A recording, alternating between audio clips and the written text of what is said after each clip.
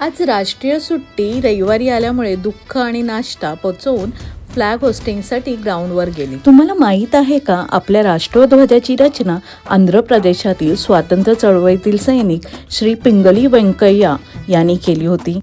तिरंग्याचा भगवा रंग हा त्याग दर्शवतो, तर पांढरा रंग पवित्रता, शांतता आणि हिरवा रंग हा समृद्धी दर्शवतो. तर अशोक चक्र धर्माचे नियम दाखवतो. दुपारी मस्त चिकनवर ताव मारून आणि सुंदरपैकी तयार होऊन मी आले हळदी कुंकू समारंभाला. आता इथे 1 मिनिटचे छोटे छोटे असे गेम्स होते.